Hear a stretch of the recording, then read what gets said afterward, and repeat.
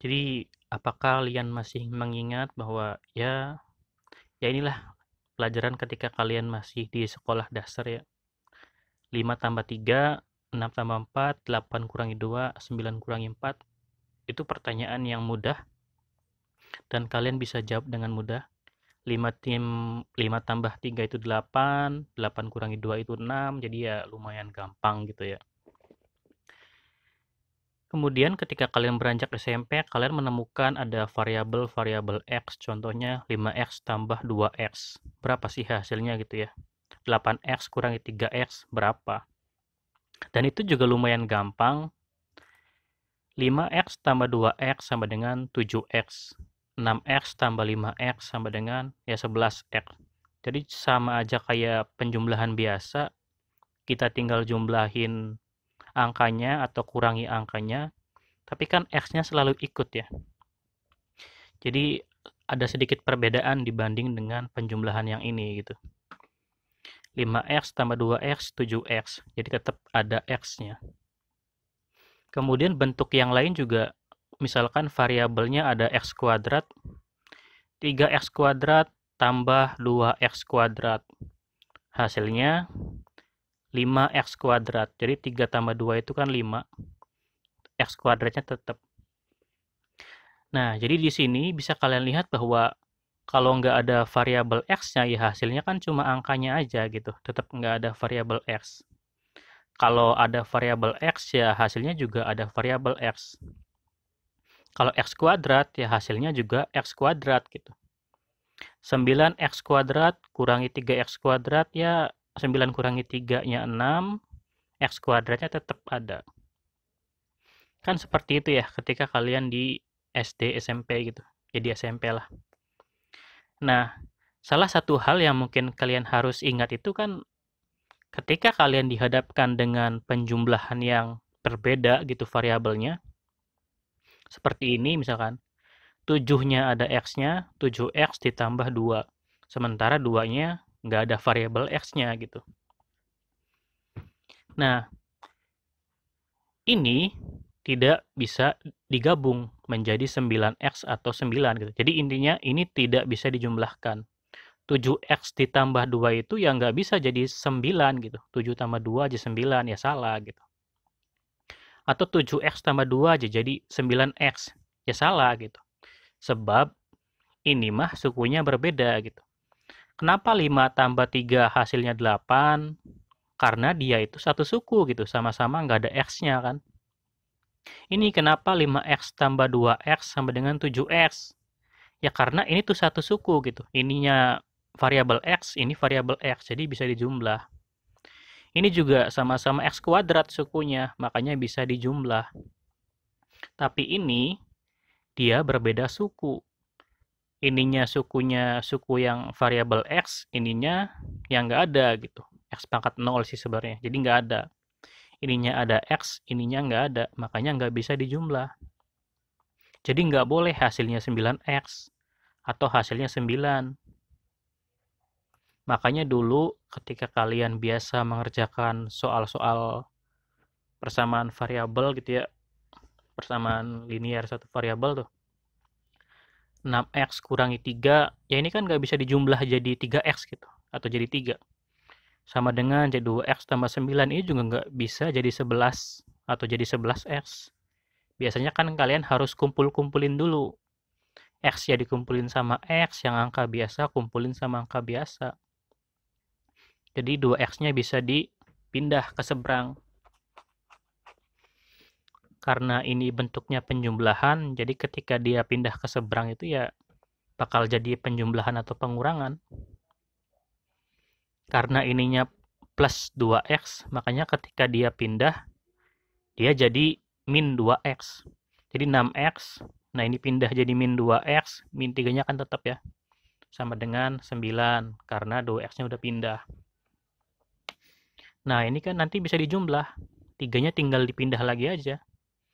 Ini kan bentuknya penjumlahan pengurangan, jadi min 3 ketika dipindah ya jadi plus 3 gitu. Jadi ya 6X kurangi 2X sama dengan 9 tambah 3. Nah, ini baru bisa dijumlah karena mereka itu satu suku, sama-sama variabel X gitu. Ini sama-sama nggak ada variabel X-nya gitu, makanya bisa dijumlahkan. Makanya kan dapat 6 kurangi 2 kan 4, X-nya ikut ya, jadi 4X. 9 tambah 3 ya 12. Akhirnya kan selesai. Kita tahu bahwa X-nya itu nanti nilainya sama dengan 3 gitu. Dulu kan kayak gitu ya.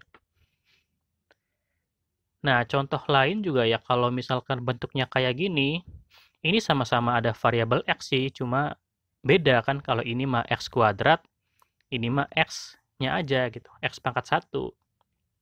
Jadi ini juga berbeda suku. Ini mah X kuadrat, ini mah X pangkat 1. Ini X pangkat 2 maksudnya, ini X pangkat 1, jadi kan beda gitu. Jadi ini nggak bisa dijumlah juga. Jadi hasilnya jangan jadi 7X, atau jangan jadi 7X kuadrat, atau jangan jadi 7X pangkat 3, malah lebih aneh ya. Jadi nggak boleh dijumlah juga ini tuh. Jadi tetap aja kayak gini gitu. Jadi baru bisa dijumlah itu kalau variabelnya sama. Sama-sama X kuadrat, atau sama-sama X, sama-sama nggak ada X-nya, itu baru bisa dijumlah atau dikurangi gitu. Nah, itu namanya suku-suku ya. Jadi ini suku X kuadrat, ini suku X, itu gampangnya. Ini suku X pangkat 0 sebenarnya sih, kalau nggak ada tuh ya. Nah, di sini, di matematika peminatan, kalian belajar tentang polinomial. Apa sih polinomial? Ya, polinomial itu tadi berkaitan dengan suku-suku ya. Dari asal katanya itu ya, poli itu banyak, nomial itu suku kali ya. Jadi suku banyak gitu. Intinya sih pengertiannya tuh. Contohnya ini nih. Ini salah satu bentuk suku banyak. Ini suku X pangkat 3, ini X pangkat 2, X pangkat 1, ini X pangkat 0 gitu. Atau nggak usah ditulis. Karena ya X pangkat 0 nggak usah ditulis. X pangkat 0 kan artinya 1 ya. Jadi 5 kali 1 ya 5-nya doang gitu. Nah, ini adalah salah satu dari bentuk polinomial atau suku banyak.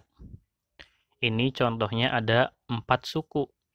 Ada suku X pangkat 3, X pangkat 2, X pangkat 1, dan X pangkat 0 sebenarnya. Jadi ada 4. 1, 2, 3, 4. Jadi ini tuh karena sukunya berbeda, mereka itu yang nggak boleh dijumlah. Jadi jangan sampai dijumlah. Jadinya ini kan angka 1 ya kalau nggak ditulis. 1 tambah 7 jadi 8, tambah 6 14, tambah 5 19. Jadi jangan dijumlah sama dengan 19X atau sama dengan 19X kuadrat, yang nggak boleh. Ini nggak bisa dijumlah karena sukunya berbeda-beda. Boleh dijumlah itu ketika sukunya sama gitu.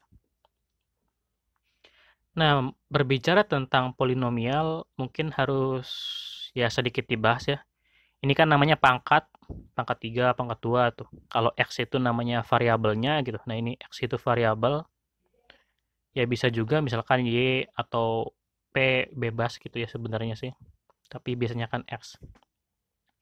Kemudian angka di depan itu namanya koefisiennya gitu. Jadi angka 1, angka 7, angka 6 itu namanya koefisiennya gitu. Kemudian ini angka 5 yang nggak ada X-nya itu disebutnya konstanta. Konstanta itu nilai tetap. Nah, ketika berbicara tentang suku banyak, salah satu hal yang harus kalian selalu ingat itu adalah aturan penulisan. Ya, biar gampang mengerjakan soal gitu ya sebenarnya. Yang pertama, ketika melakukan penulisan polinomial atau suku banyak ini, kalian harus menyusun mulai dari pangkat tertinggi hingga pangkat terendah. Jadi pangkat tertinggi itu taruh sebelah sini gitu, kemudian makin rendah sampai yang nggak ada pangkatnya ini, pangkat 0.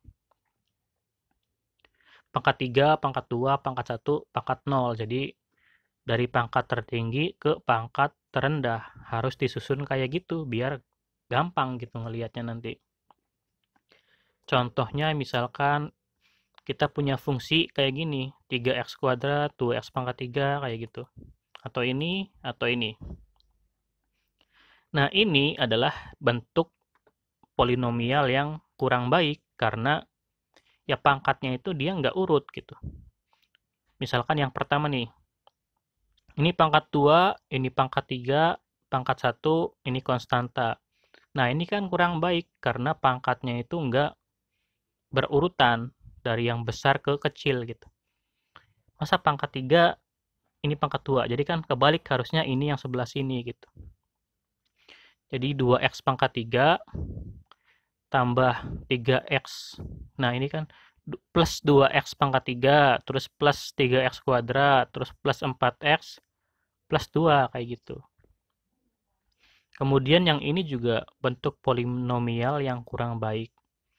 Ininya pangkat 1, ininya pangkat 2, terus ininya konstanta. Jadi kan harusnya ini di depan gitu.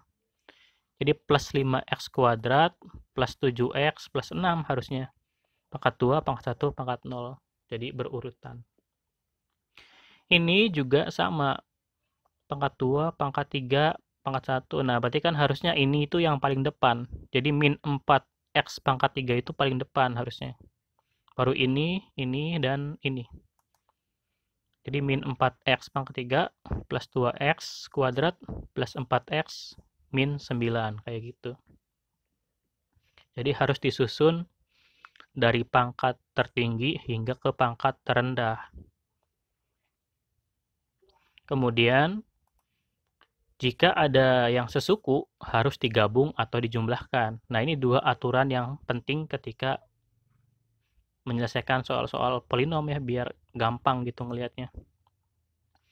Contohnya, misalkan kita punya fungsi ini, kita punya 3. Yang pertama, kalau kalian lihat, nah di sini nih, x pangkat 2-nya kan ada 2 tuh. Ini 3x pangkat 2 tambah 2x pangkat 2. Nah, ini sesuku. Karena sama-sama x pangkat 2. Jadi ini dan ini tuh bisa digabung. Plus 3x kuadrat plus 2x kuadrat. Jadi bisa digabung menjadi 5x kuadrat. Ini plus 4x-nya tetap, ya karena nggak ada yang digabung dengan yang lain kan. Plus 2. Ya udah, jadi digabung, dan ketika menyelesaikan itu ya harus tetap berurutan sih, pangkat 2, pangkat 1, pangkat 0. Aturan nomor 1 ini kan tadi disusun berurut dari pangkat tertinggi ke terendah. Nah, ini fungsi yang kedua, contohnya ini kita bisa lihat kalau, nah, pangkat x-nya doang itu ya, x pangkat 1-nya kan ada 2 tuh, 7x sama 3x. Ininya mah yang x pangkat 2 cuman ada 1. Jadi ya ini 7x sama 3x bisa digabung menjadi 10x. Plus 7x plus 3x ya jadi 10x. Berarti ininya di depan, plus 5x kuadrat, plus 10x plus 6. Kayak gitu. Nah, ini apa nih yang pada nih, yang sama nih? Nah, ini x pangkat 3-nya ada 2. Jadi ini dan ini bisa digabung. Plus 6x pangkat 3 min 4x pangkat 3. Plus 6 sama min 4. Jadi ketika digabung ya berarti min, oh enggak, bukan min ya, plus 2 ya. Plus 2 x pangkat 3. Kemudian yang pangkat 2-nya nggak ada, kemudian yang pangkat 1-nya plus 4x. Terus baru min 9. Jadi tetap berurutan. X pangkat 3, x pangkat 2-nya 0, jadi nggak usah ditulis. Kemudian baru x doang, pangkat x pangkat 1, si 4x ini. Kemudian min 9. Jadi tetap berurut.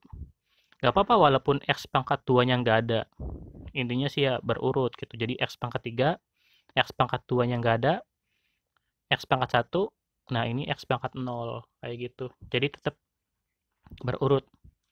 Jadi kesimpulannya mah, ketika menulis polinom, ya harus disusun dari pangkat tertinggi ke pangkat rendah, dan kalau ada yang sesuku, ya digabung, dijumlahkan dulu gitu ya, dihitung.